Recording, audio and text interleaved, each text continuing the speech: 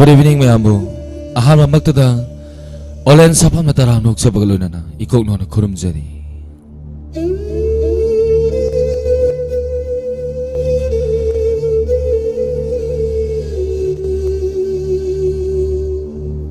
Diamond TV channel gi. Ani suba thorom moina santok sariba. Isai sakna si thorom. Isai sakna si thorom asibu mapung phaan biyo madi Diamond TV channel munung sibiduna. Laibidi ba kodima amukana taram nok sari. Thorom asida sida najariba number 7005 707-808 amukana 7005-707-808 to call to biduna adom na khoida bi besai sakpiyo amadi Diamond TV channel gi thorom sing asibu mapung phaan biyo thorom asida sida najariba number hangduna tamjari adom na call to biduna thorom asibu mapung phaan biyo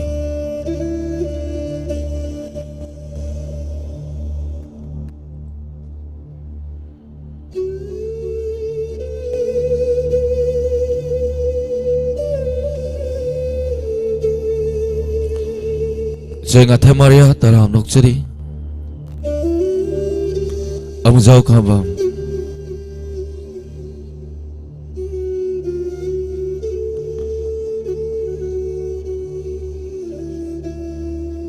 taram nok chari amujau khabam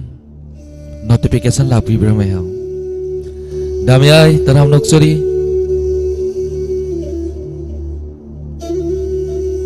mayam se bol loine yeng kram sala Indira Aribam taram nok chari good evening thorom asida sina jari number hangduna thamjari adom na khoda bi beisai number asida call to biraktuna adom na sakpi ningba khoida bhaisai lan thokpiyo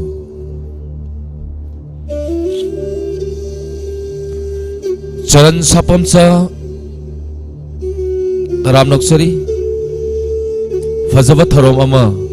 soidana oiba oire sanu haina takpire takachari saran hani ngalai tana takachari mayang lambam rohini taram nok chari daven maitai taram nok chari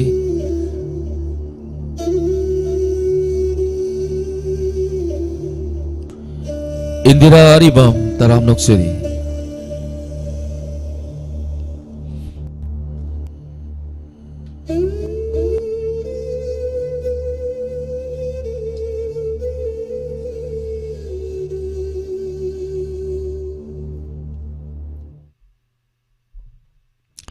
Amukana thorom asida sina number hangduna thamjare call to biduna khoda bi besai sakpiyo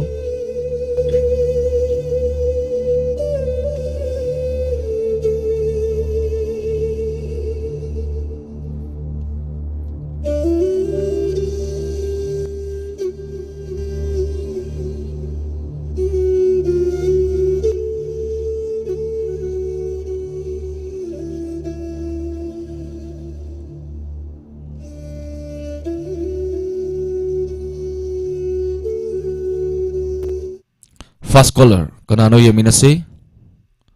Hello? Hello. Taram nok chari mingamadi lefam haibiyo Konjen tao na sum khang mani sa. thangjare Konto jari si Bisinpur dagi Wahimbul Robin damai. damai taram nok chari kari mathel sabi rage yamba Hello? Hello. Kari mathel sabi rage Hinjang ji sa kino tore. Ngasai ayuk si mangani sako bumi yakro duga halaga jin muk khung le rame do taptai sa selipuk su bikthale sa. mathel so horo mani bangani jakoba Mangani sako bumi yakro duga halak padana mu tadana mu hinjang leiraga mu lai. Ngasiki habiyo habiro. Fast caller su oibanina isai yamna fajaba masu sakpi kadaba mali yamase isai su fajaba sakpi ba Isai si kano toge isagi haitare isana ibibiwa sakpadi isai si loidi loisilebako ꯍꯧꯖꯤꯛꯁꯦ video ꯑꯃꯈꯛ ꯌꯥꯎꯔꯒ ꯄꯨꯊꯣꯛꯁꯤꯔꯥ ꯍꯥꯏꯅ ꯁꯨꯝ ꯂꯩꯕꯅꯦꯕ ꯑꯗꯣ ꯚꯤꯗꯤꯑꯣꯁꯤ ꯅꯝꯕꯒꯤ ꯈꯨꯗꯣꯡꯆꯥꯕꯁꯤ ꯀꯩꯅꯣ ꯇꯧꯒꯗꯧꯕ ꯃꯥꯜꯂꯦ ꯑꯗꯣ ꯅꯝꯗꯤ ꯅꯝꯃꯛꯀꯅꯤ ꯑꯗꯣ ꯉꯁꯤ ꯗꯥꯏꯃꯟ ꯇꯤꯚꯤꯒꯤ ꯈꯨꯠꯊꯥꯡꯗ ꯍꯥꯏꯇꯥꯔꯦ ꯍꯥꯟꯅ ꯔꯤꯂꯤꯁ ꯇꯧꯊꯣꯛꯑꯒꯦ ꯐꯖꯕ ꯑꯃ ꯍꯥꯏꯗꯤ ꯃꯃꯤꯡ ꯆꯠꯄ ꯑꯃ ꯑꯣꯏꯔꯁꯅꯨ ꯑꯗꯨꯒ ꯑꯦꯜꯕꯝꯗꯁꯨ ꯌꯥꯝꯅ ꯐꯖꯕ ꯑꯃ ꯑꯣꯏꯔꯁꯅꯨ ꯁꯣꯏꯗꯅ ꯅꯝꯕꯁꯨ ꯑꯣꯏꯁꯅꯨ ꯑꯗꯣ ꯐꯖꯕꯗꯤ ꯑꯣꯏꯗꯤ ꯑꯣꯏꯔꯣꯏ ꯍꯥꯏꯗꯤ ꯄꯥꯝꯖꯔꯨꯕꯒꯤ ꯁꯨꯝ ꯑꯩꯈꯣꯏꯒꯤ ꯃꯦꯃꯣꯔꯤ ꯑꯣꯏꯍꯧꯅꯕ ꯁꯨꯝ ꯅꯝꯖꯕꯅꯦ ꯏꯁꯩꯁꯤ ꯌꯥꯝ ꯊꯣꯏꯗꯣꯛꯅ ꯐꯖꯔꯨꯕꯁꯨ ꯅꯠꯇꯦ ꯈꯣꯟꯖꯦꯜꯁꯨ ꯐꯖꯔꯨꯕꯁꯨ ꯅꯠꯇꯦ ꯗꯥꯏꯃꯟ ꯀꯩꯅꯣꯒꯤ ꯗꯥꯎꯅꯔꯁ ꯗꯦꯗꯁꯨ ꯁꯣꯏꯗꯅ ꯂꯥꯛꯄꯤꯌꯣ ꯑꯗꯨꯗꯁꯨ ꯔꯤꯂꯤꯁ ꯇꯧꯍꯧꯅꯕꯀꯣ ꯌꯥꯝꯕ ꯇ꯭ꯔꯥꯏ ꯁꯨꯝ ꯇꯧꯖꯔꯛꯀꯦ ꯏꯁꯩꯁꯦ ꯑꯩꯒꯤ ꯑꯣꯖꯥ ꯀꯩꯅꯣꯗꯒꯤ ꯋꯥꯡꯉꯨꯗꯒꯤ ꯑꯣꯖꯥ ꯖꯣꯁ ꯀꯣꯝ ꯇ꯭ꯔꯥꯏꯞ ꯀꯩꯅꯣ ꯑꯩꯒꯤ ꯅꯨꯡꯁꯤꯔꯕ ꯑꯣꯖꯥ ꯑꯃꯈꯛꯅꯤ ꯃꯥꯅ ꯑꯩꯅ ꯄꯥꯝꯖꯕꯁꯤ ꯁꯨꯝ ꯎꯕꯗ ꯃꯥꯅ ꯃ꯭ꯌꯨꯖꯤꯛ ꯀꯝꯄꯣꯁ ꯇꯧꯔꯒ ꯏꯁꯩ ꯃꯌꯦꯛꯁꯤꯁꯨ ꯏꯕꯤꯔꯒ ꯃꯥꯅ ꯔꯦꯀꯣꯔꯠ ꯀꯟꯅ ꯇꯧꯕꯤꯈꯤꯕꯅꯦ ꯔꯦꯀꯣꯔꯠ ꯇꯧꯕ ꯃꯇꯝꯁꯤꯗꯁꯨ ꯑꯩꯁꯦ ꯇꯥꯗꯕ ꯍꯥꯏꯇꯥꯔꯦ ꯌꯥꯝ ꯋꯥꯅ ꯑꯣꯖꯥꯅ ꯍꯥꯏꯔꯒ ꯃꯇꯨꯡ ꯏꯟꯅꯔꯒ ꯌꯥꯝ ꯋꯥꯅ ꯁꯦꯝꯈꯤ ꯏꯁꯩꯁꯦ ꯇ꯭ꯔꯥꯏ ꯁꯨꯝ ꯇꯧꯖꯔꯛꯀꯦ ꯈꯨꯗꯣꯜ ꯇꯝꯕꯤꯁꯤ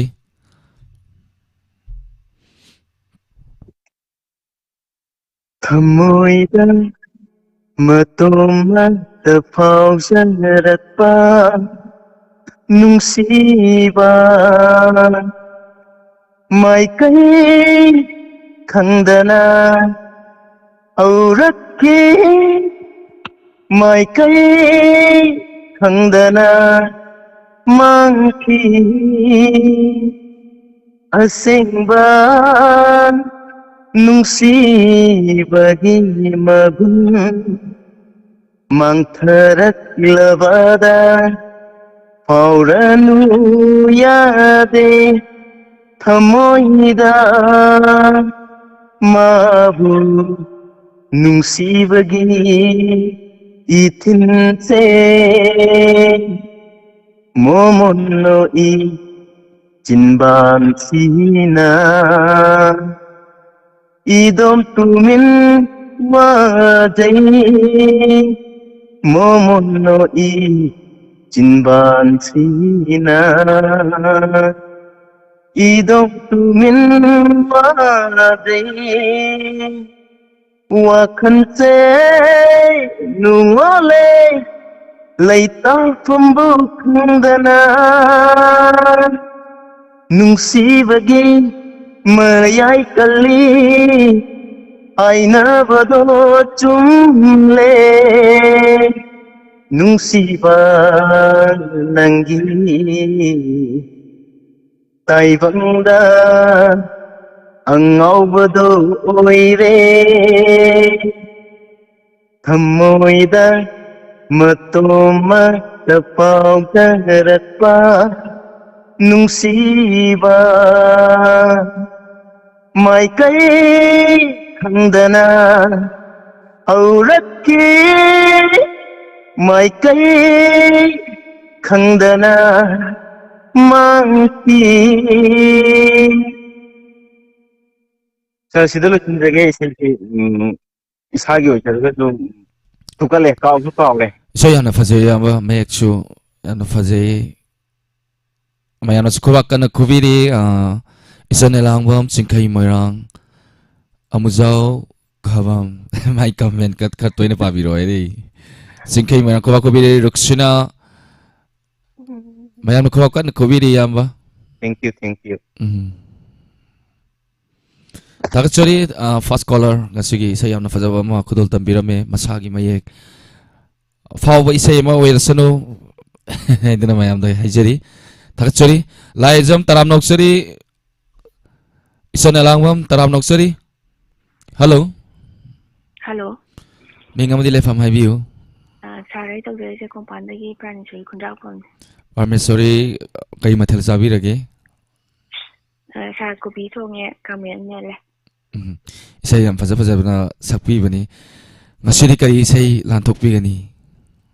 ꯁꯥꯔ ꯀꯌꯥꯝ ꯀꯨꯏꯅ ꯇꯧꯕꯗꯣ ꯁꯛꯆꯔꯛꯀꯦ ꯈꯨꯗꯣꯜ ꯇꯝꯕꯤꯁꯤ ꯁꯥꯔ ꯁꯛꯆꯔꯛꯑꯒꯦ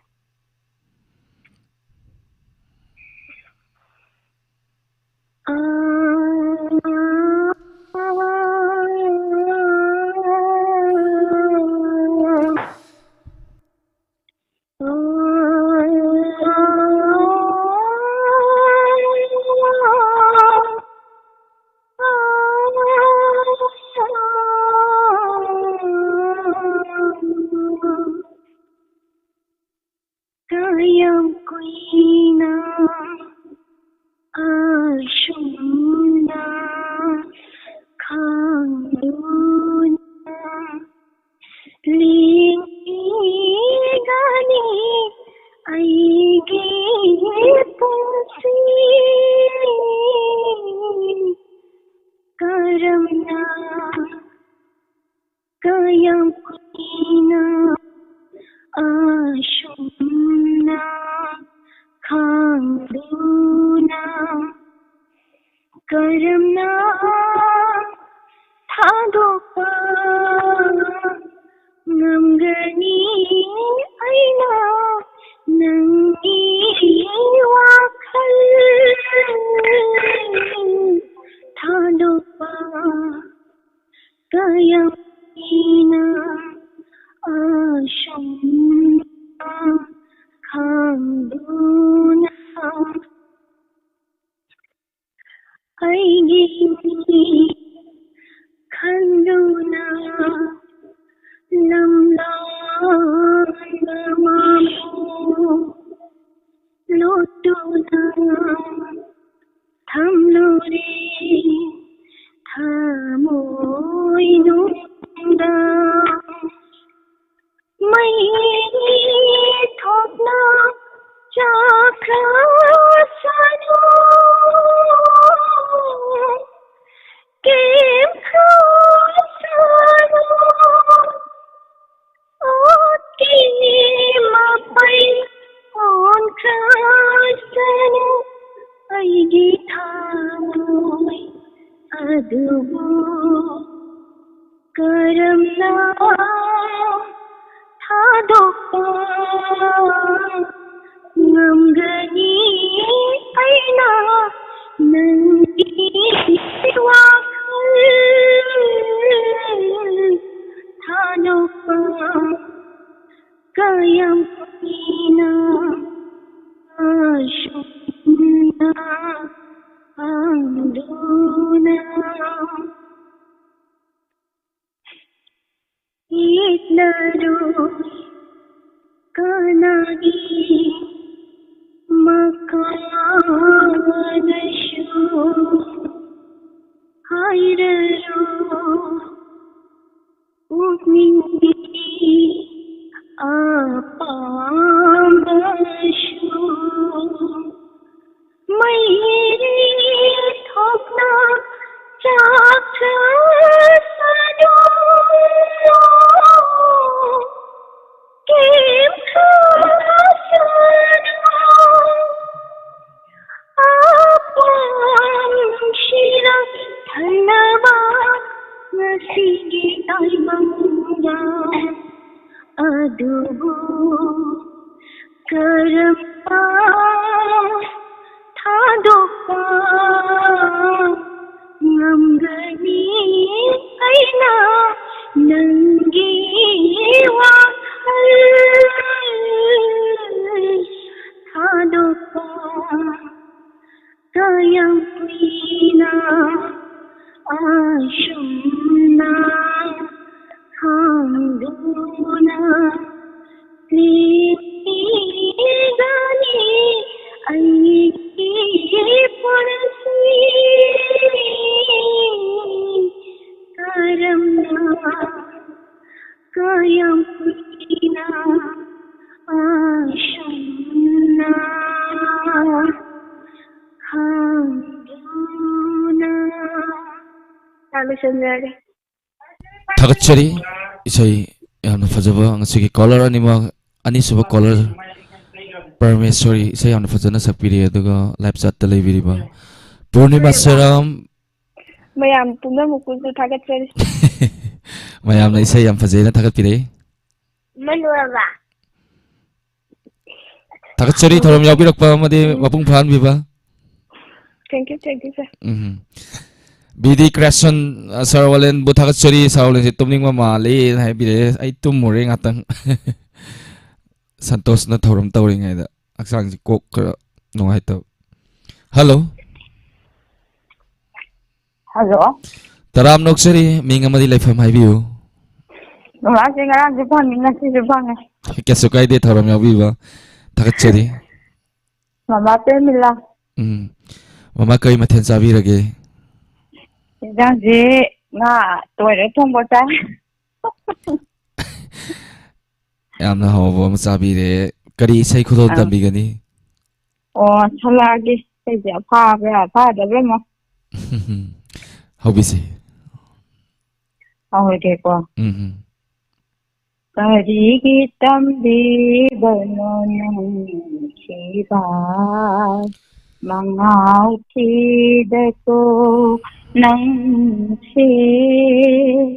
kallaroi kalli namunde o kallaroi kalli namunde Karamba mayai busendano Karamba mayai busendano Karigi tambi bananu chiba Mangau tidako nang se Kallaroi kalli namunde kallaroi kalli namunde karamba mayai busendano karamba mayai busendano oi hal aibu amaubi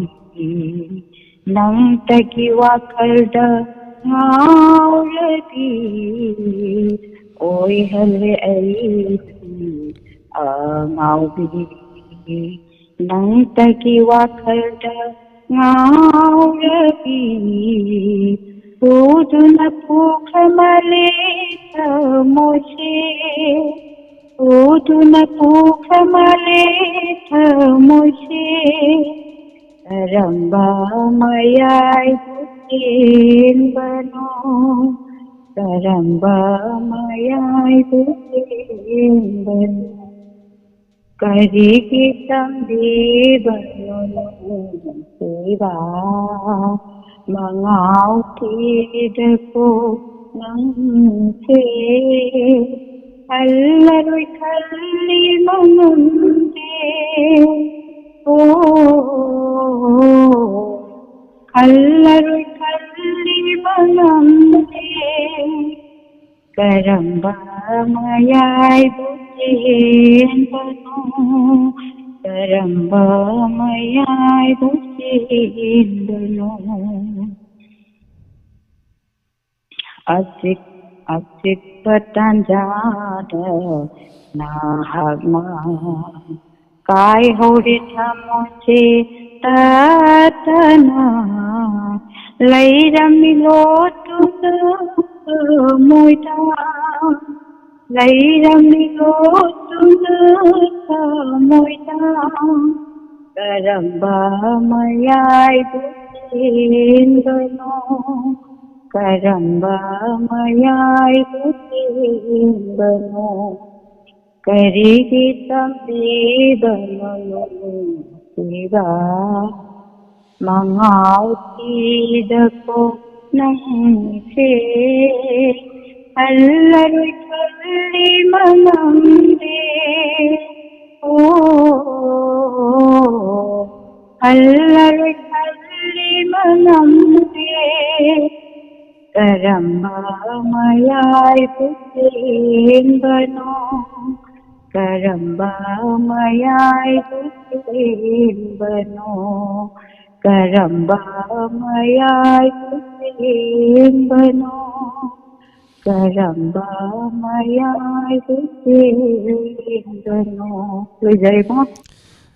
Thakachari mama isay amna fajana sakpire Purnima Saram Muslim Achom Linthoi Ruksina Ambika isay mayam fajana thakapire mama gi isay se live chat ta mayam tu thakachari Donas de soidana lapi mama isay ma kamdabi na ma akhoi talent hiba isai hiba akhoi Diamond family sida mayam laire aduna Diamond Donas de da yam nungai dong male isu ahan mani yauje toise mayam se soidana lapi kan tam khalai handak se ꯑꯣ ꯃꯌꯥꯝ ꯑꯗꯨꯝ ꯊꯛꯃꯤꯟꯅꯁꯤ ꯁꯣꯏꯗꯅ ꯂꯥꯛꯄꯤꯌꯨ ꯍꯣꯏ ꯊꯝꯃꯦ ꯊꯝꯃꯦ ꯏꯕꯨꯡꯉꯣ ꯊꯥꯒꯠꯆꯔꯤ ꯃꯃꯥ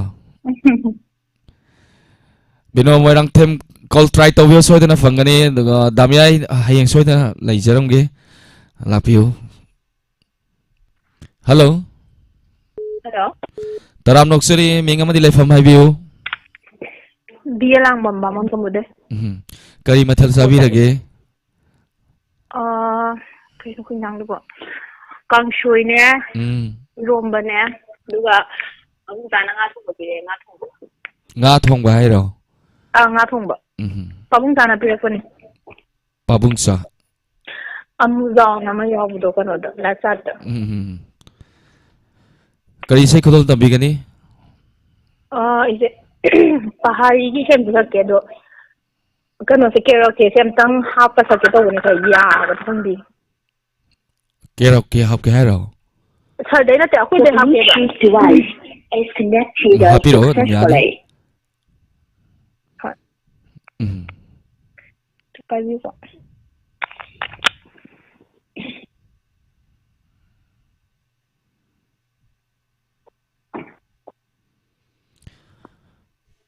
ꯑꯝꯕꯤꯀꯥ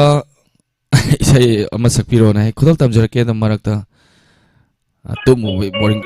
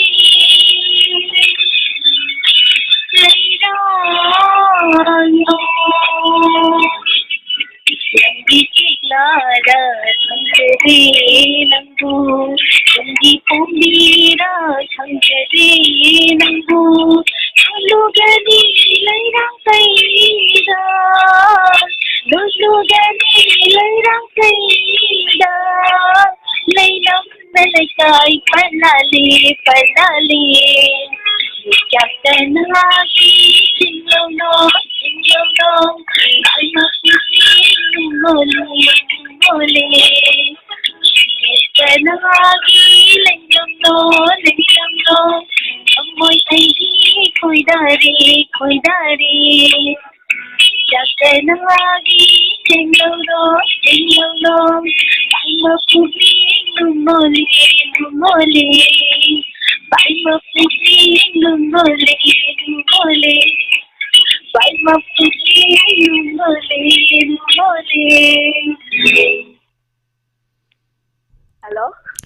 다가처리 이제 야나 파자레나 sakpire aduga ambika ratna gurumayum mayamna thagpire First time naging kaya ako sa kulit. yam Yan, faje dati hay to. yam fajana sakpire mayamna su thagpire Thank you, sir. Sir, ba? sak chajare ngasai bina laaga soibum pibira mo iro masani ngaktene iro la sare bina se la pira me thagachori Ako mana khara lengo ye sir da uchuk taw da phom bi na ngasai de complain taw da lore.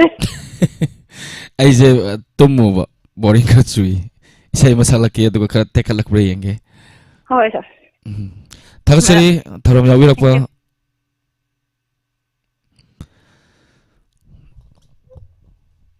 Daban Maitai Taram Noksari Lin Ambika Taram Noksari Slim Tommy Namarakpam Hello Hello Hello Hello, tadi bisa. Tajare Mingamadi Lefam Habiu Tadi sana deh. Mek Yam Shengre Last speaker Habi bro Tadi bisa. Tajare Mingamadi Lefam Habiu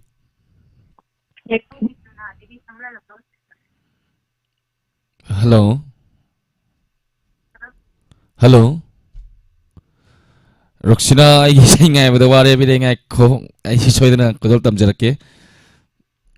Hello Hello, Sir Roland. Taram Noksari Mingamadi Lefam Habiu Sir, I uruptagi Mayam Ramendro. Ramendra kai mathal chabi rage Ngasi Sir mayan tawragat po ngi. Ramendra Diamond Donors Day da isai kaya sakpi doino Di aigi bunai tok puki hai ni ado hai tabsida. isai yam faja sakpi bani kari isai kodol tambi gani Utal sadanandana sakpi ba kay mo kutol tanjake. kodol tambi si Hujara gese.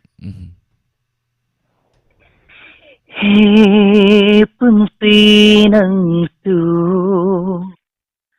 laiva ka khatna rabo. He punsi nang su laiva ka khatna rabo. Ninjawa asha nang su mahai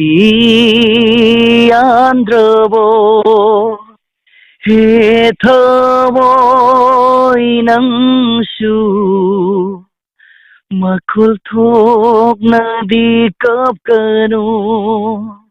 asira nangbu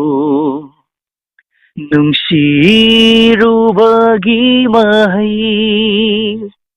He punsi nang su laiva ka khatna rabo. Kauragi khanbana ningsingba oire manglan khuding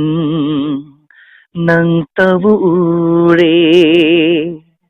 Kauragi khanbana ningsingba oire manglan khuding nang tabu ure. Aigi mitki pisina nungsi khudon oiduna. Aigi mitki pisina nungsi khudon oiduna. Nungai na leluro pamubi. Nungai na leluro pamubi. लाइबक फबा मागी मनाक्ता लाइबक फबा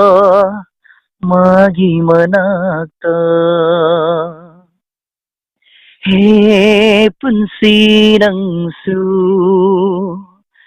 लाइबक खतनाराबो नंगी आइफबना अइगी अपेनबा ओइरगे काइरब थमोइसिसु थेमजिल्लगे नंगी आइफबना अइगी अपेनबा ओइरगे काइरब थमोइसिसु थेमजिल्लगे अइगी मिटकी पिसिना नुंसी खुदोन ओइदुना नुंगाइना लेलुरो पामुबी लाइबक फबा मागी मनाक्ता हे पुंसी नंसु लाइबक खतराबो हे पुंसी नंसु लाइबक खतनाराबो thank you sir थागचरी Ramendra इसे याना फजन सकपिरे रुक्सिना colour इसे याना फजन ताकपिरे असोमी इसे ये कुइना सकखि इसे अमतबु तादे अनौबुगी ओइना अदा इसे बोल यंगमबने वर्ल्ड कप सी ब्राजील गा क्रोएशिया गा ताबदो ब्रेया हाफाबी तारक तो इसे सकलन चिदा प्रोग्राम याउटिंग मंदन कॉल तौरेनी बियला मोना क्या फुटबॉल गे अपडेट तौरे ब्राजील वन सनख्रे हैना ओ आइसु यंगमबने दो तुमदा लेरमबी हो हो थागचरी इसे याम फजन सकपिरे डोनस डे तो सोय लाकपियो सोयदन गाइजरमके thank you sir galvel marang tem sargolen थागचरी मतम खुदिंग द मोमंत नोकपा सावगंदबा सरगी मगुन हेली खुरुमजरी हाबिरे थागचरी हेलो गुड इवनिंग दावलन सापा गुड इवनिंग आइदि खंजरे दो मयाम द मिंग लाइफाम हाफेतंग हाबिसि दावले ने सिनामा मालकै दे सिंखाइ मोरा सिंखाइ करी मथल साबिरे दावले ngasi si hawai mubi irole ade papa longre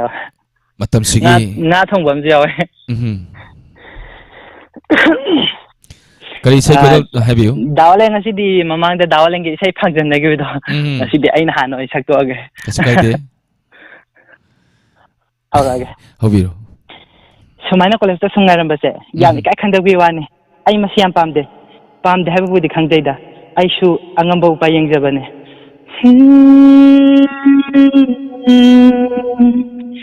la la la la la aigi punshi karino khangjadraba punshini ashunna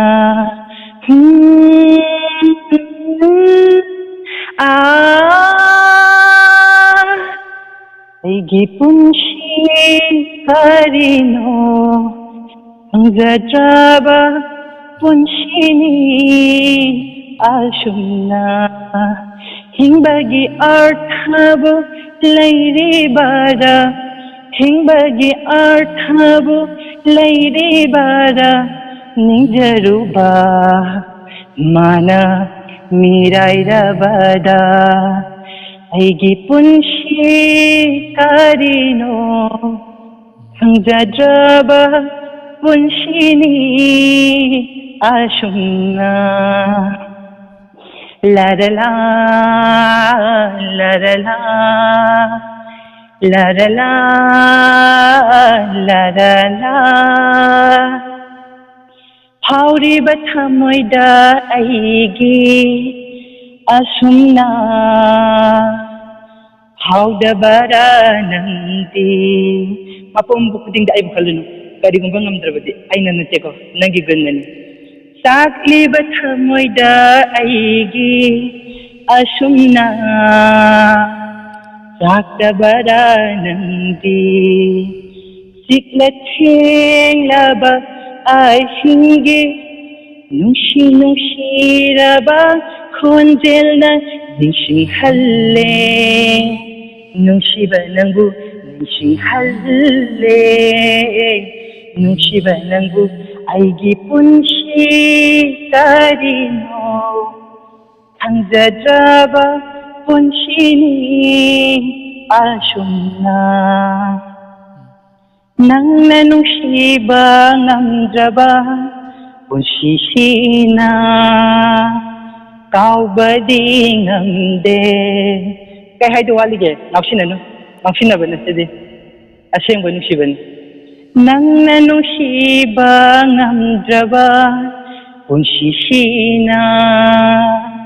kaubadi ngamde lasari nangge ayekpa sakam thamoy nungda aigi thamoy nungda aigi punsi karino khangjadraba punsini asumna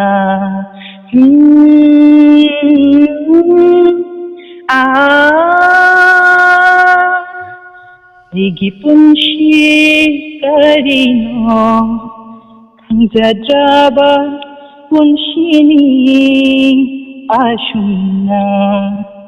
hingbagi arthabu laire bara hingbagi arthabu laire bara nijaruba mana mirairabada aigi punsi karino khangjadraba punsini asumna dawalen silation jarage 파우리바 탐모이다 아이기 아숨나 파우다바라 낭디 삭리바 탐모이다 아이기 아숨나 삭다바라 낭디 다같이 나우친카이 Saya yang nafas fazana sapi baina amuni donas de da soy dana lak pigani khale hoi lak sage dalan sapam adi donas lak sage adi donas de mi khom hora bani aw sai dana lak sage mi ngai jeram ge inau gi sai amna thak pire biela amam khobak kana khobiri aruni ya koijam purnima seram ma'am ना है तारे खुबा कनक कनक खुबीरी thank you ma'am पुन्नुमा कजोय जबनते मयांगी सुम इसागी पामजबगी सुम मयांगी सभा होइना सुम खरा खरा ngangjabane thawrongसिबु मफंग फान बोइना थागसरी मथंग colour खुदों जा बिजगे आइदि इसै सामदाइदा फोन ऑफ थमे अदुना फोन ऑफ थमजगरे आइसु इसै मखुदों थमजगे 역시나 마탕 아이 소이드나 sakjage ai adugi seido khangsadri soidina sakjage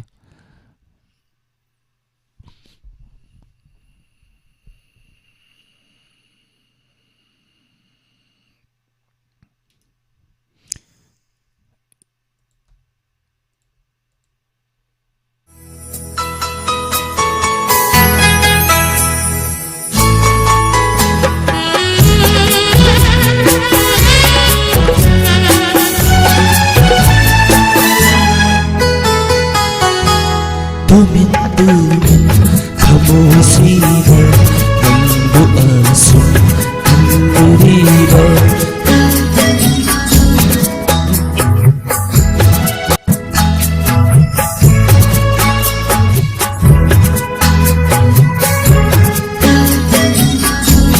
Imiksina Matong buta Indunata Laining liba Sangsasina Igidama Laki bara Hayu nando Tuminduni Tamusina Nando asum Kamuriba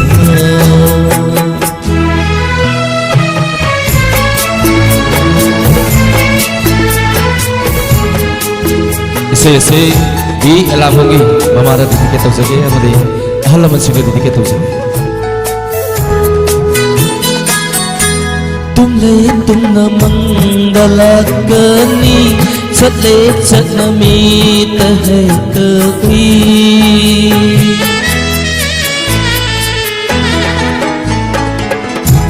tumle tumna mangalakani chatle chatna meet hai taqi nungsi nangi mai thong duni thamai sibu ngao haliba lấy hắn biu pun si chupa nangi na nata tumin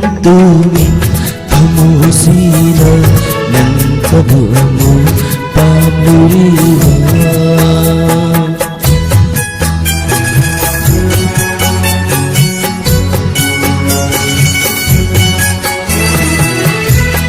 Napsat kalibir ba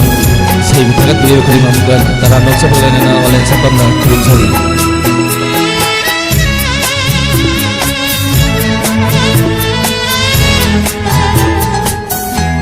nuksi nang bu asum ugani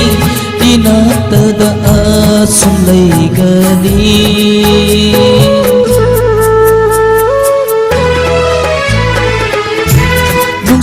nang doa sungguhgani inatada asumlaigani kalubada laita handre kamu sibu ngawalare laihaningi ay ginata laigana asum tumin thamoy sina amo pamuriba ibitsina nahatabu kudunanda laining liba sansar sida igidama lakibara ayunanda tumin tamusina nandu ama pamuriba Tagat sa rin po naman po Isip tagat pila pa krima Bukan Tagat sa rin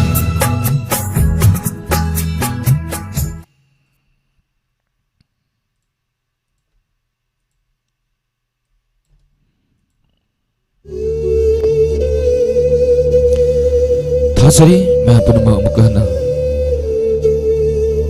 Lapsat na Ayam tagat pila may tagat sa rin Purnima Seram Singkai Moirang Surajubala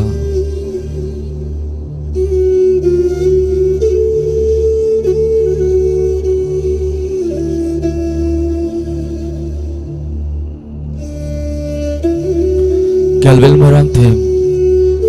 Bielang Bam Tagat Chari Maha Punama Pu Devan Maitai Sanjram Bam Tombisana Taram Nok Chari Tagat Chari Purnima Seram Tagat Chari Mayang lambam rohini tagat chari isay tagat pirapakadi mga amukana taramnok sa bagalina na mayang punang magpuulit sapam na ikaw no nagkurum jari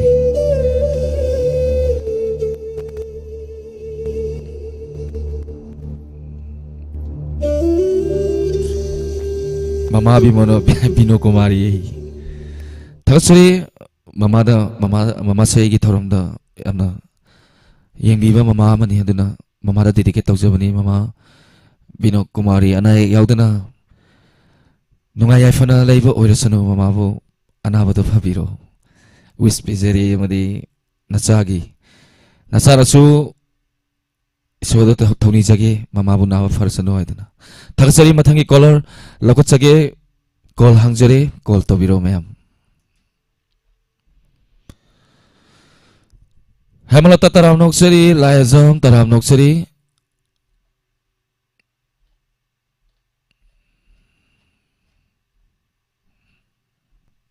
Hello Hello Tazari phone tawjari bai Sunday Shakespeare na olan dikay kunajari taram noksari ama kari mathal sabi bonjo sai hawai mairong bi thonge bonjo nai gre ji kena taraga kenona Brazil nama to kausan gre ba full time to ngam na dabni mina chama ka trama to isu da masan gre Hantokpa khara wadong male do isai amuk sakjarage bon chankhamina ba ai ni mi ya wat le du ni bon lo yengam dau man wa isai khudal ta bi se haujarage di thaunagi nungdangna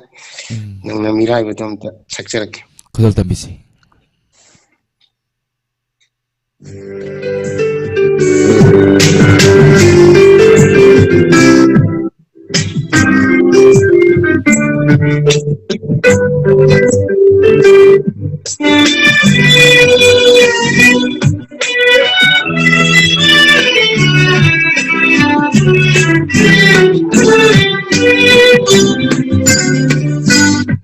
nangna mirai biraba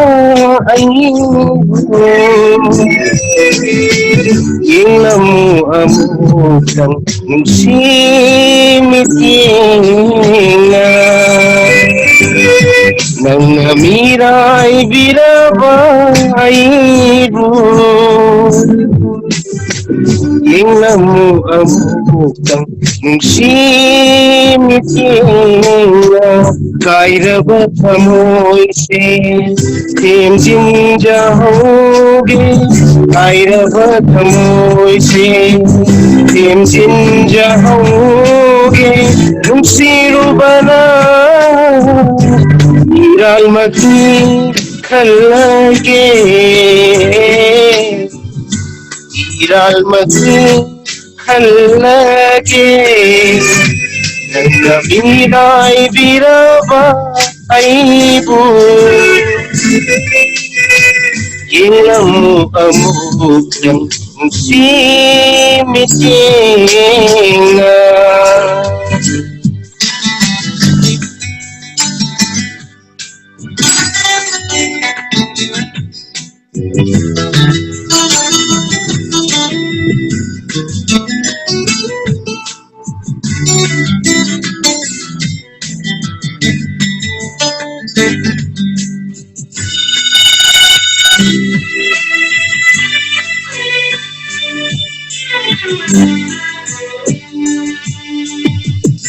Nangi asada hingrubani aitagini khanjaruba punsisina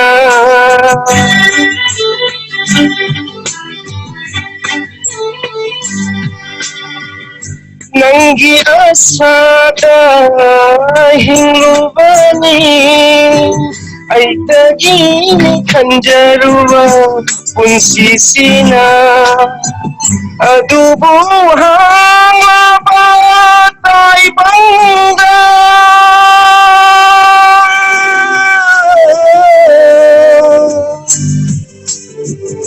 adubu hanglaba taibanga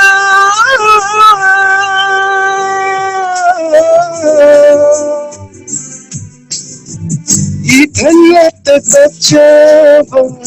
natana karisulairamdre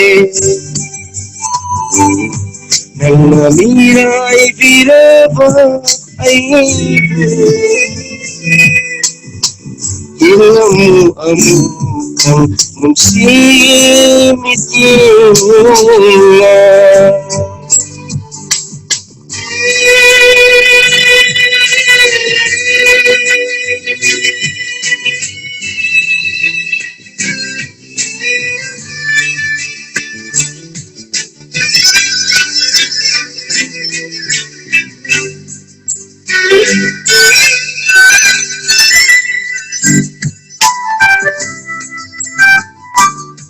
Kankharo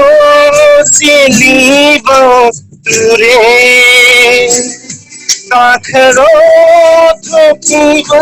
hajanangshu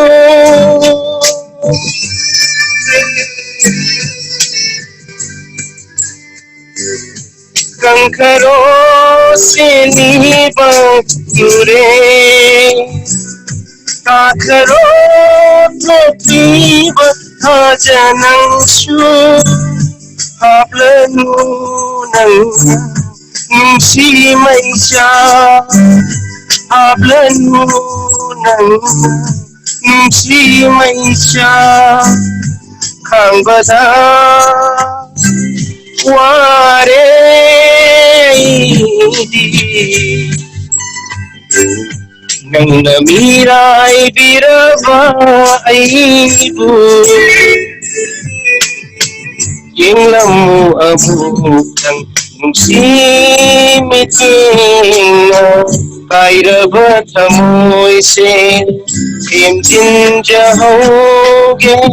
kairaba thamoise themjin jahoge nungsirubana iral mati khalage iral mati khalage nangna mirai birava aibu ilamu amukang nungsibityenga.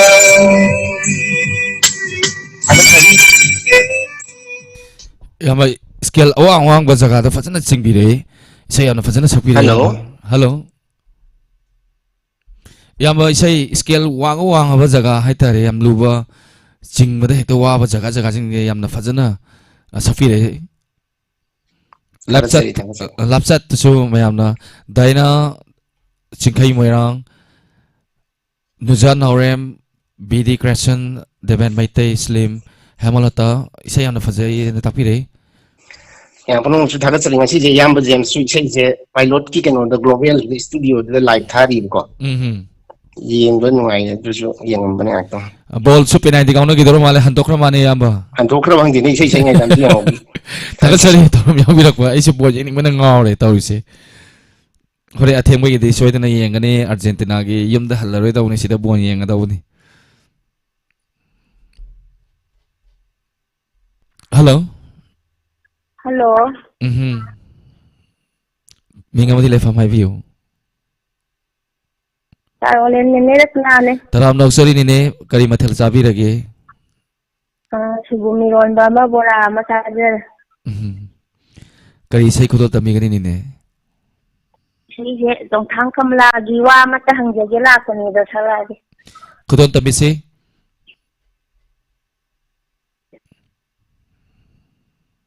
Wa amata hangjage la kani kuiroi shopnata gi amatani wa amata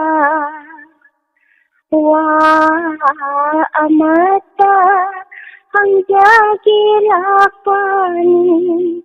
kuiroi shopnata gi amatani wa amata Punggi aron ba wahang nakongani syuhan dino hangjage nimba kuirabani joiron oina labi gano Sakiba taraba halam dana Yon haurani thamoy laman Wa amata hangjage lapani Kuiroi shopnata gi amatani wa amata Nungsit na kari mapaw pura pa Itamalika hangjay tatana Ahinda no thang ko black pa obada Kari thok mi gaba wajay me tatana No shit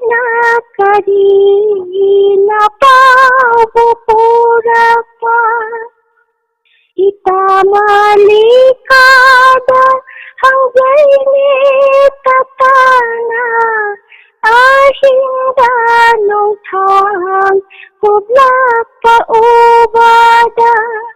gari thop liga ba wa jai tatana nangi ai phadata handu nata ishabu ishada ajariba ashibu pari maram gilo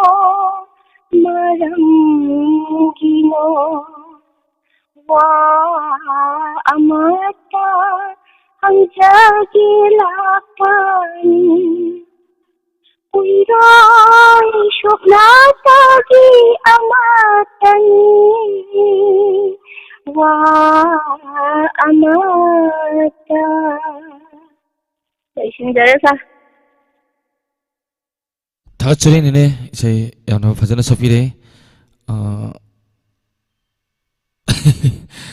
मैंने को बात करना कभी रे ऐसे boring सुबह माले ऐसे ले पूर्णिमा सेरम ना बच्चों दे इन्हें ऐसे याम ना फंसे ना थका पीरे दा लैपटॉप तो ले वीडियो में याम ना से थागतरी थागतरी ने तरोम यावी रखा हाइनिंग लेते ना थागतरी बोरिंग सुबह दे इसे अतप सलाह का दा हक्सांग निक पे याद अब arang masakpiro num nikjarake inspector tayai ngasi pungtra nika taraga nithoi tadrige ngi mangoina na thorom si hek loibaga santok sake mayam su inspector tayai ngai minasi hello good evening sir good evening minga mari lefam haibiu Sophia sam masas petroleum ne amone kaidin kari mathal jabi lagi sir messaging na oi charger tumbiro robo ojik sibo pungdi tara mathoy la mi tumam dong mali nate chati auzer malinga ke mamang da ise sat plan to pa chatta kari haina leibige Sophia sam mobile iko yam chale loudspeaker thabi bro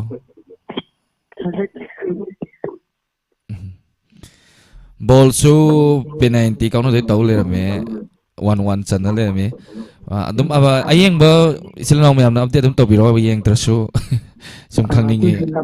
kari sai khodol tambi gani oi budi yeng zadre poster ani na satta ayeng singer film da ji wow wi haina ba nuksi pa na ta ta khodol tambi se ngasi je yam nuksi ba ise me yam phaja phaja bi sai nga to ina khodol tambi thakachori Mujhe friend ngai te ise etap se ai ngasi ga sura ka humlak pujar se ma chere sa sabchara de how busy now hai na ba nusi ba oi de angau bi mangla gom le tai bang shu Putha pankhaldan pankhaldan aptuna ahinuk kaunare rasik manthondom oninduna talai swachno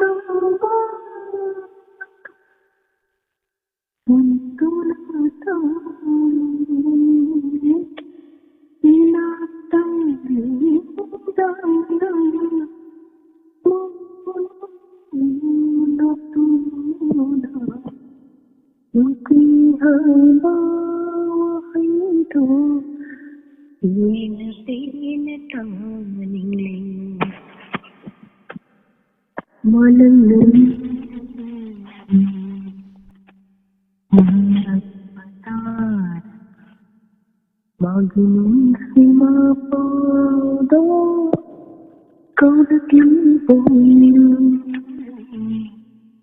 ahing sutum payade thabar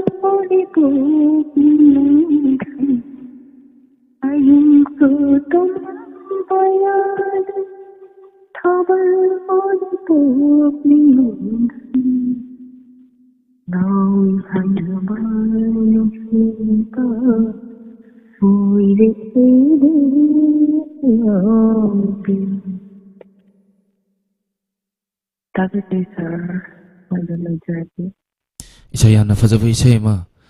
khudol tambi aninga leitana mathangi thorongdasu soidana call tobiyo amadi mapung phan biyo Devan Maitai isay yamna fajain takpire Ambika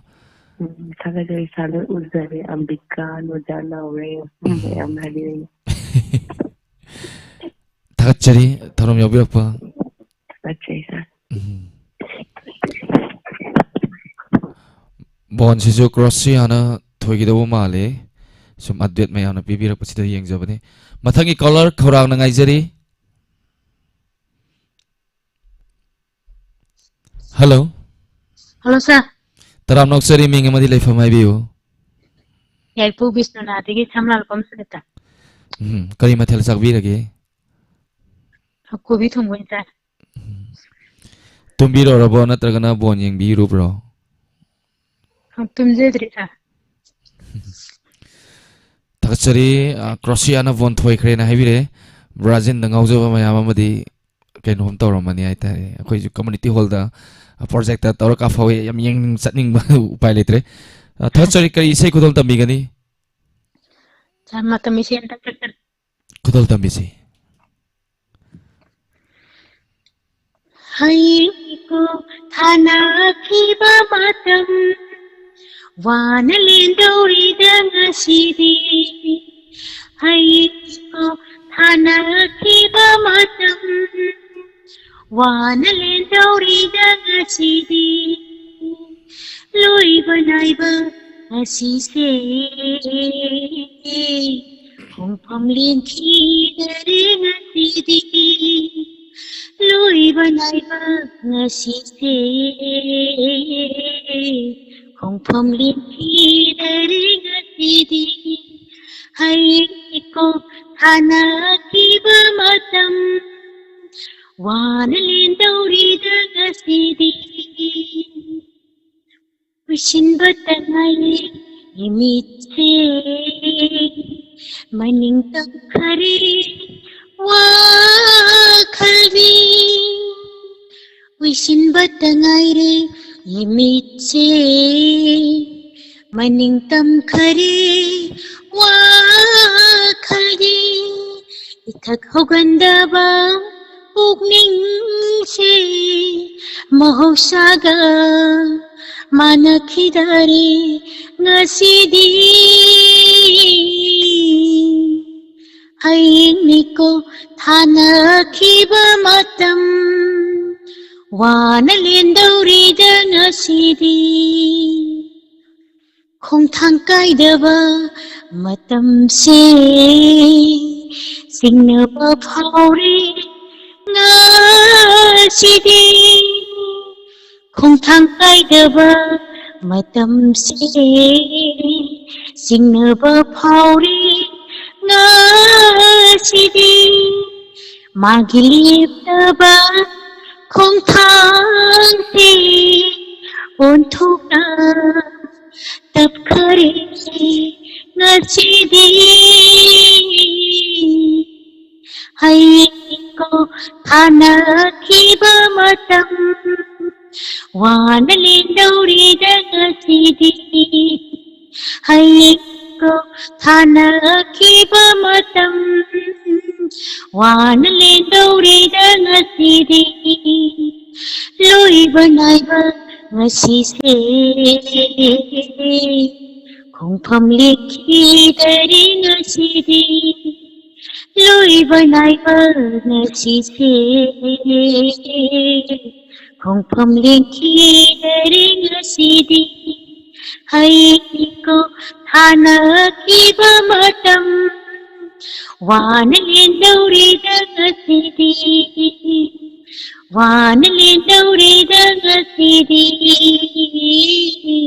Wanalin dauri daga sidi Thank you, sir. Thakachari isai yam fajana sapire Asom Lintoy Bia Langbam Sophia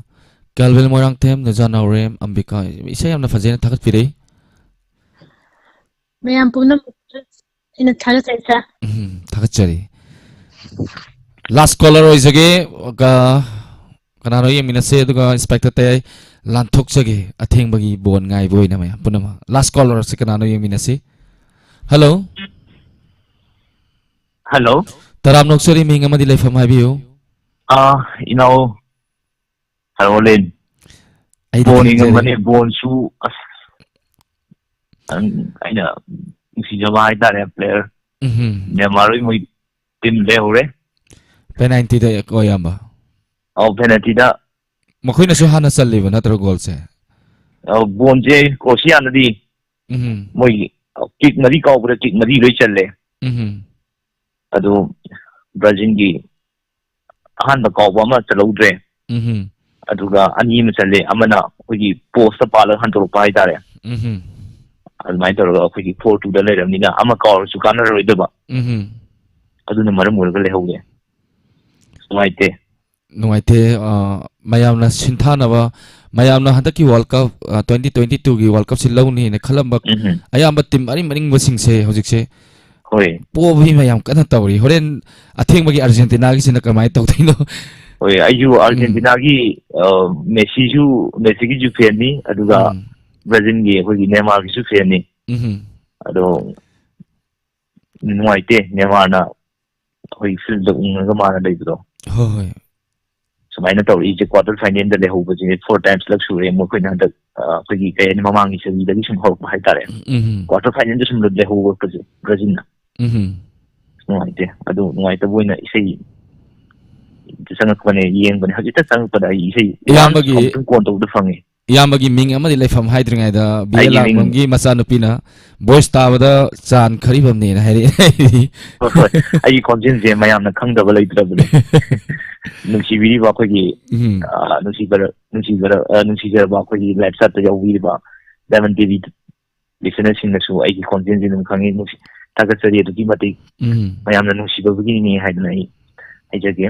aduga mayam busi kai kuma jari thakachari ai yam tang sum saksar gi ko khodol ta bisi mi dang di ore adu su sum saksar gi isai je hauser ake ko kano che ai ngasi di check thar ga hata chhakke kisu kai de yamba aw yani ko yani yamba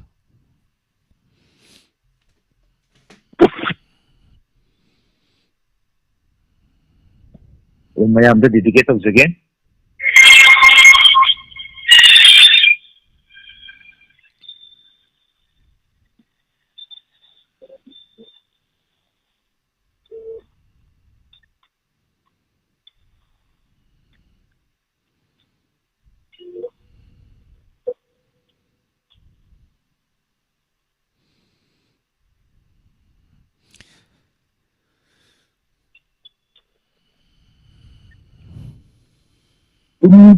Sina ahanda mangphawra pamikuta naiduna leirammi santi eknaba kaya malentida sina ahanda mangphawra pamikuta ngai tu na leirammi santi eknaba kaya malentida hizari ai hatu santi gi haurakam kadai dano adubu maki adumat amamba maiku lagta mahapin kunci sila ahanda mangkau narasa mikuta ngai dina leirammi santi giek naba kaya malentida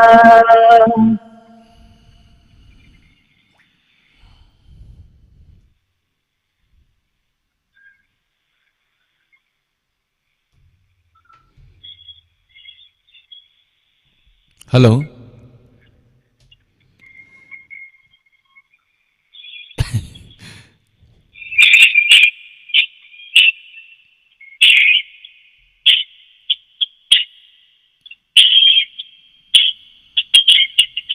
Akin aran sangadraba Aton anak kinadraba Ngatigi malem tidang Huli bapun si sekari gida magtano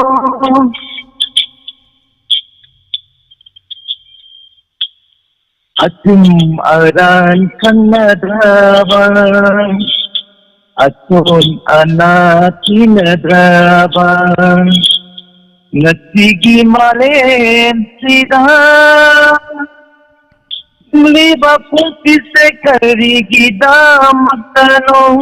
Laki bani malem sida hikna Tawai tingna atas kaya puduna Nung matisoy dana Sakti gilay kol oy halamikan Laki dareng at sidi Higlaki dar santi gi irik Hinglay konchina Kinti sina ahan ba Mangsaw na raspamikukta Ngay tulalay rami Santi giyak na ba Kaya malentida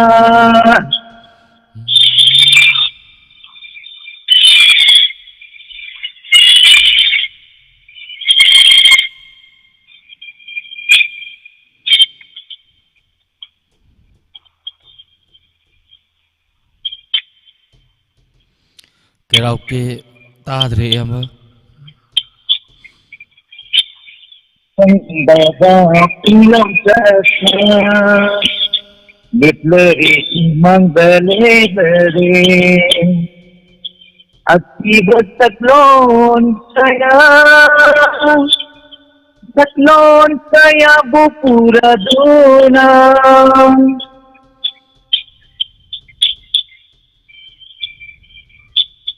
Sakang dapat tunglam jasna Leplare imarda leplare Akibat tatlon kaya bupura duna Lakadarang ajdaba awaba kaya saupo duna Mumunta lokapin Santi gilay rin dita mo sila Adu bulaki dare Siglaki dare santi giirik Amano matatu Unti sina ahan ba Mangpaw narat pamigo ka Ngay dunalay rami Santi giyak na ba Kaya malentida Kunsi na ahan ba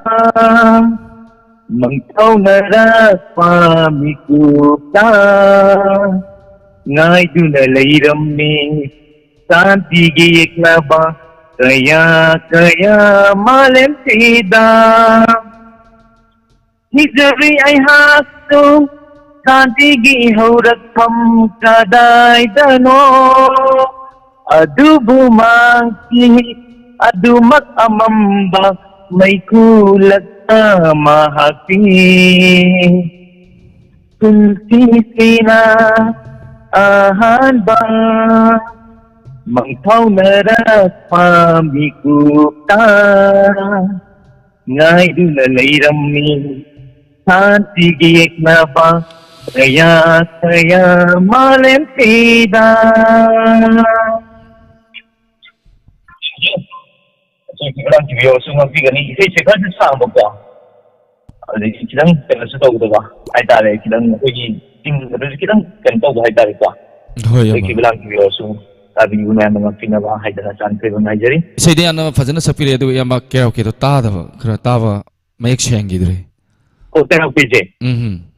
ꯑꯣ ꯀꯦꯔꯣꯀꯦꯁꯦ ꯀꯩꯅꯣ ꯇꯧꯔꯝꯕꯅꯤ ꯑꯩ ꯃꯔꯛꯇꯁꯨ ꯑꯗꯨꯝ ꯑꯩꯈꯣꯏꯒꯤ ꯍꯥꯏꯖꯔꯛꯄꯅꯦ ꯊꯝꯕꯗ micro ꯀꯩꯅꯣꯁꯤꯒ ꯐꯣꯟꯁꯤꯒ ꯈꯤꯇꯪ ꯀꯩꯅꯣ ꯇꯧꯅꯕ ꯈꯔ ꯂꯥꯞꯅ ꯑꯣꯏꯅꯗꯧ ꯃꯥꯜꯂꯦ ꯍꯣꯏ ꯍꯣꯏ ꯏꯌꯥꯝꯕ ꯏꯁꯩꯗꯤ ꯌꯥꯝꯅ ꯐꯖꯅ ꯁꯛꯄꯤꯔꯦ ꯆꯤꯡꯕ ꯃꯇꯥꯡ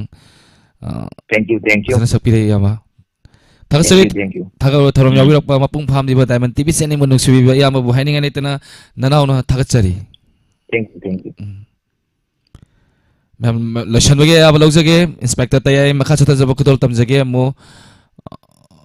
ꯈꯨꯃꯨꯠꯁꯝ ꯙꯅꯦꯁꯣꯔꯤ ꯕꯤ ꯑꯂꯥꯡꯕꯝ ꯈꯨꯔꯥꯏꯖꯝ ꯃꯌꯥꯝꯃꯤ ꯊꯥꯡꯖꯝ ꯃꯟꯖꯅ ꯇꯨꯝꯅꯤꯡꯗ꯭ꯔꯤ ꯊꯥꯡꯖꯝ ꯃꯟꯖꯅ ꯋꯥꯠꯂꯤ ꯇꯨꯝꯗꯧꯕ ꯏꯟꯁꯄꯦꯛꯇꯔ ꯇꯌꯥꯏ ꯀꯃꯦꯟ ꯑꯃꯨꯛ ꯄꯥꯒꯅꯤ ꯏꯟꯁꯄꯦꯛꯇꯔ ꯇꯌꯥꯏꯒꯤ ꯂꯥꯏꯖꯝ ꯁꯥꯔꯣꯂꯤꯡꯒꯤ ꯏꯁꯩ ꯑꯃꯇ ꯁꯛꯄꯤꯔꯝꯃꯣ ꯑꯗꯨꯒ ꯀꯥꯏꯅꯔꯁꯤ ꯇꯌꯥꯏꯗ ꯑꯃꯨꯛ ꯊꯦꯡꯅꯁꯤ ꯇꯥꯛꯄꯤꯔꯦ ꯈꯨꯗꯣꯜ ꯇꯝꯖꯒꯦ ꯉꯁꯤꯐꯥꯎꯗꯤ ꯍꯥꯟꯅ ꯁꯛꯆꯈꯤꯕ ꯏꯁꯩ ꯁꯛꯆꯈꯤꯒꯦ ꯃꯊꯪꯗꯒꯤ ꯁꯛꯀꯗꯕ ꯏꯁꯩ ꯑꯃ ꯃꯌꯥꯝꯗ ꯃꯇꯦꯛ ꯑꯃꯈꯛꯇꯪ ꯈꯨꯗꯣꯜ ꯇꯝꯖꯔꯝꯒꯦ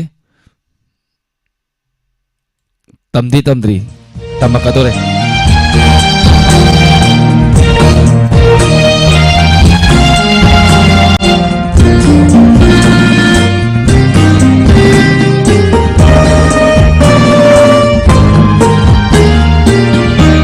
ꯑꯩꯒꯤ ꯄꯨꯟꯁꯤ ꯅꯣꯡꯂꯛꯁꯤꯗ ꯊꯥꯕꯜ ꯑꯣꯏꯅ ꯉꯥꯜꯂꯔꯣ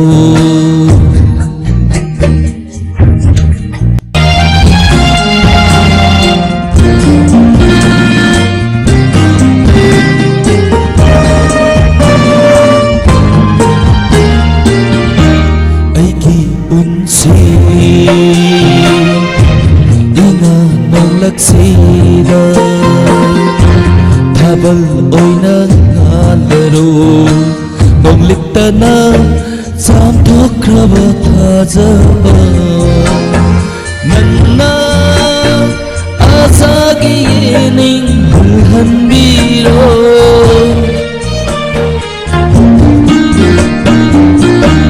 ꯃꯔꯝ ꯊꯣꯛꯅ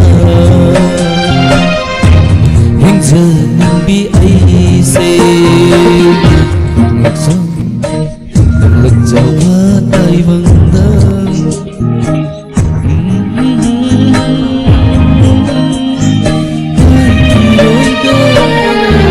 ꯑꯩꯒꯤ ꯄꯨꯟꯁꯤ ꯏꯉꯥ ꯅꯣꯡꯂꯛꯁꯤꯗ ꯊꯥꯕꯜ ꯑꯣꯏꯅ ꯉꯥꯜꯂꯔꯣ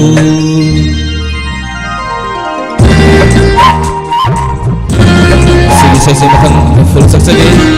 땀들이 내일 상이야 그래서 그거 땀들었거든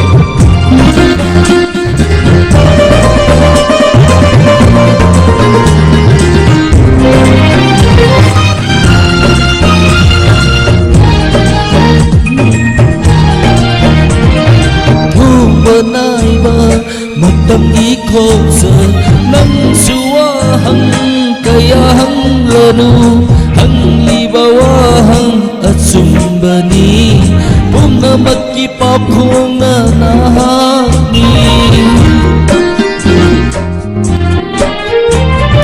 호머나이바 못담 이코서 낭수와 항가야 항러누 Hanglibawahan at sumbani Bumamaki papunganahani Nagdanain at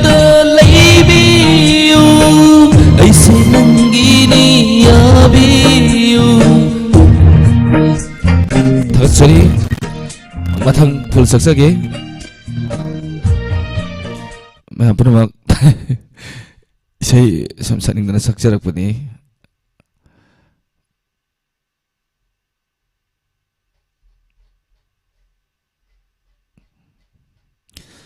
이사야 마 그걸 담자게 하나 sak 그러고 이사이니 지나 그땅 랑딱 따봐 마 자가 mayam loishamina se aduga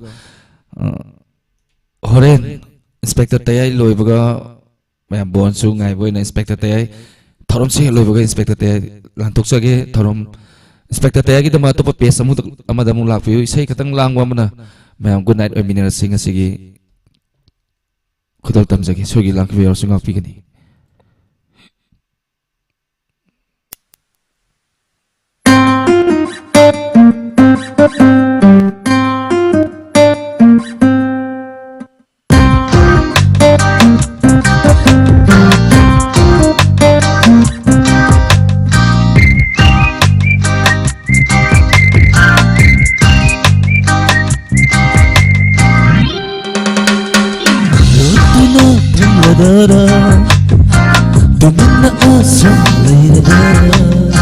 Thầm môi đã phao được ly và nung si vơ cần lưu vơ lớp cho mong này lớp tu na thầm đơ tu mình đã ở xuống này đơ thầm môi đã phao được ly và nung si vơ cần lưu vơ lớp cho mong này cái sao mà phở ra bi phao thì nắng nung si vơ nâng kỳ mi nốt sẽ ăn ngất bờ đi phong si na nâng nung si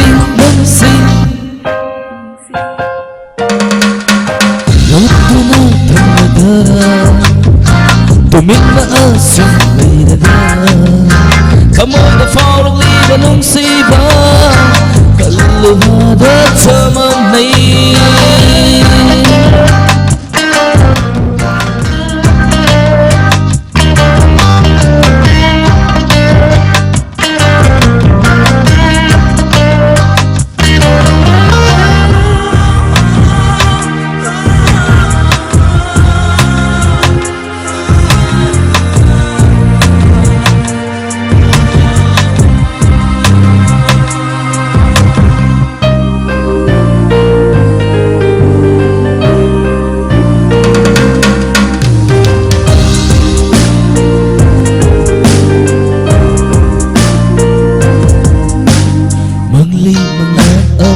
môi mang su mang lang si đơ su mang na lak na biri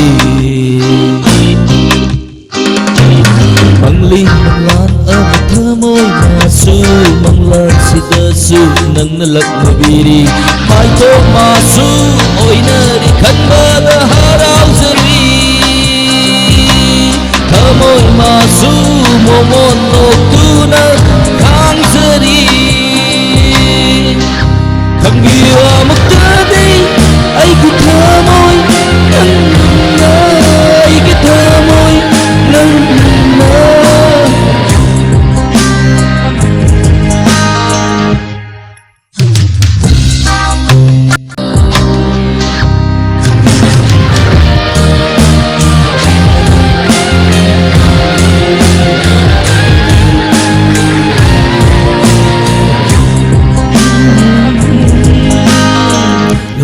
nơ tâm là thơ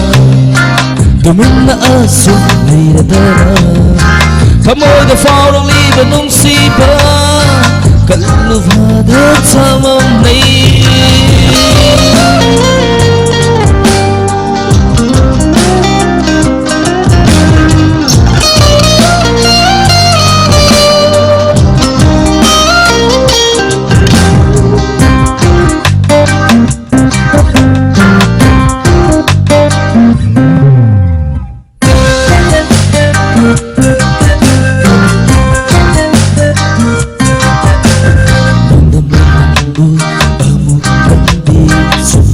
sige nandito Ganda-ganda amo dati subiyo ng sige nandito Sana di na fanda tabiyo na hatang Kamoy di mapause ay namamunong si Sana di na fanda tabiyo na hatang Kamoy di mapause ay namamunong si Kana sulito na ayo mamunong si Loto na tamladara Tumin na asong nadara Kamoy da phao đang ly và nung si va Kaluvada chamam nay Ukrasa và thơ ra bi phao đi nang nung si va Nangi minok se angak pani Phao si ra nang nung si ꯂꯣꯠꯇꯨꯅ ꯊꯝꯂꯗꯔꯥ ꯇꯨꯃꯤꯟꯅ ꯑꯁꯨꯝ ꯂꯩꯔꯗꯔꯥ ꯊꯃꯣꯏꯗ ꯐꯥꯎꯔꯛꯂꯤꯕ ꯅꯨꯡꯁꯤꯕ ꯈꯜꯂꯨꯕꯗ ꯆꯃꯝꯅꯩ ꯈꯜꯂꯨꯕꯗ ꯆꯃꯝꯅꯩ ꯈꯜꯂꯨꯕꯗ ꯆꯃꯝꯅꯩ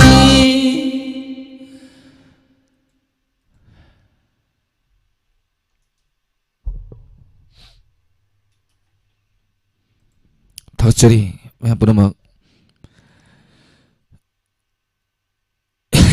ꯃꯌꯥꯝ ꯊꯥꯒꯠꯄꯤ ꯂꯩꯔꯝꯃꯦ ꯊꯥꯒꯠꯆꯔꯤ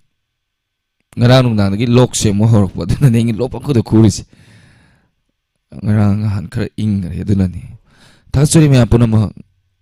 thorom yawi ri ba micha ma kunthra manga thenga matam siwa da leibi ri ba mari diamond tv channel mu nungsi bi ba amari thorom asibu nungsi bi dun leibi ri ba khudima amuka na ikok no na khurum jari lapsat ta leibi ri ba jitipen tv channel na miyeng ta bi ri ba madi khusem live ta bi ri ba khudima tagi mayam dagi lotion bagi aya baga lokja baga loina na mayam puna mak tagi amuka na olen sapam na mayam puna mak pu kok no na khurum jari inspector taya gi dama to pa pes sama da lak piu mayam amuka na olen sapam na ngai jarom gi